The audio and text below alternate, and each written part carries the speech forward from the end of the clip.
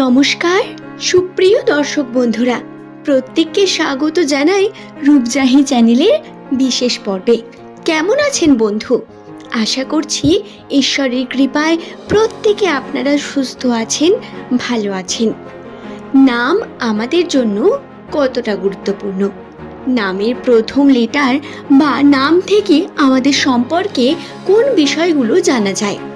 Numerology অনুসারে নাম আমাদের জন্য এতটাই গুরুত্বপূর্ণ যে নাম থেকে রাশিচক্রের সঙ্গে কানেকশন আমাদের লক্ষ্য করা যায়।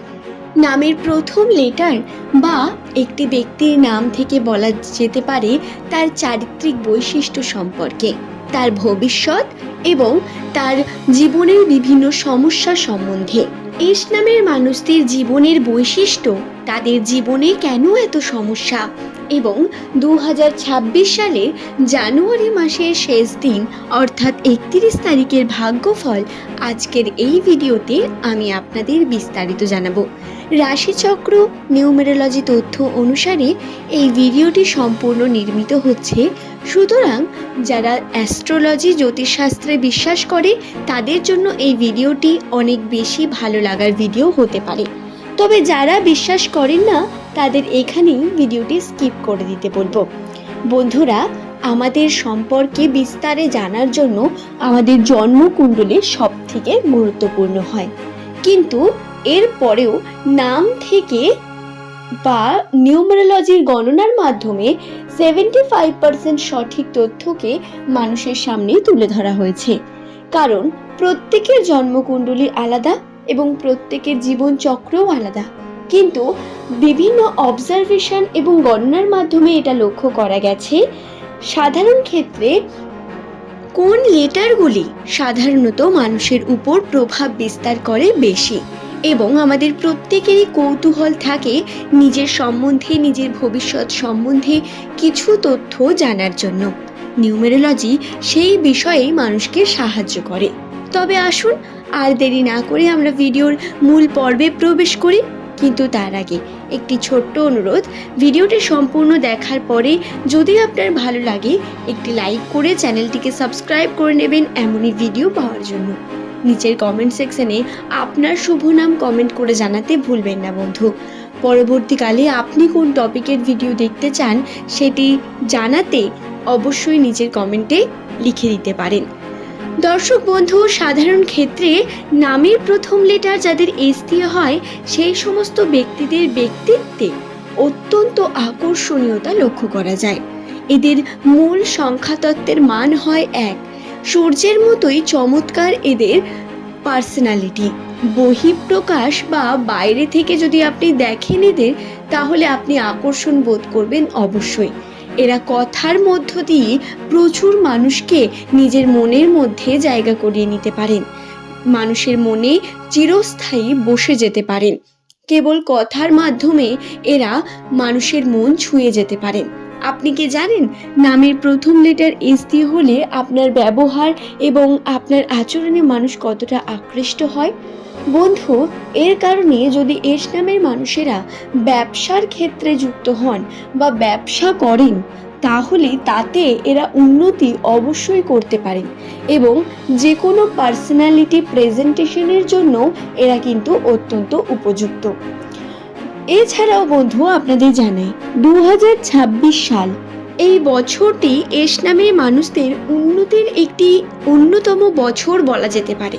এই মুহূর্তে দাঁড়িয়ে অনেকের মনেই হয়তো প্রশ্ন আসছে, যদি এটা উন্নতির বছর হয় তাহলে এখনো পর্যন্ত এই উন্নতি হচ্ছে না কেন, বা কেন জীবনে এত দুঃখ, কষ্ট, দ্বিধা এবং যন্ত্রণা? তাহলে বলি বন্ধু, সম্পর্ক এবং আবেগকে কন্ট্রোলে রেখে যারা কার্যের দিকে মনোযোগী দিয়ে এগিয়ে যাবেন এবং কার্যকে নতুন করে করার চেষ্টা করবেন, তাদের জন্য এই বছর একেবারে উপযুক্ত একটি সুযোগ। কিন্তু যারা এই সুযোগকে কাজে লাগাবেন না তারা পরবর্তীকালে পস্তাতে চলেছেন।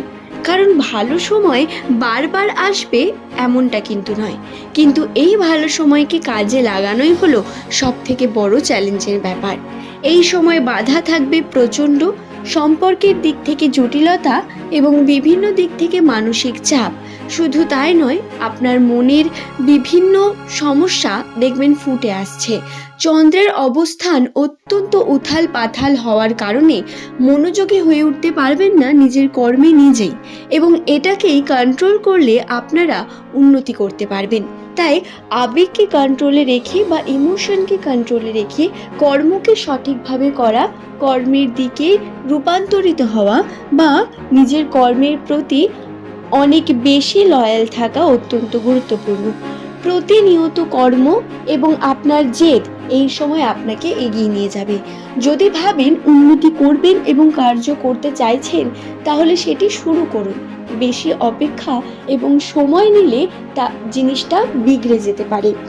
দর্শক বন্ধু, এই বিষয়গুলো তো খেয়াল রাখার প্রয়োজনীয়তা অবশ্যই রয়েছে। তার সঙ্গে যদি আপনার নামের প্রথম লেটার এস দিয়ে হয়, জানুয়ারি মাসের 31 তারিখ আপনার জন্য অত্যন্তই গুরুত্বপূর্ণ একটি দিন হতে পারে। কিভাবে? এই দিন কিছু এমন সিদ্ধান্ত আপনার কাছে আসবে যেটা আপনি যদি সঠিকভাবে নেন, তাহলে আপনি উন্নতির দিকে এগোতে পারবেন।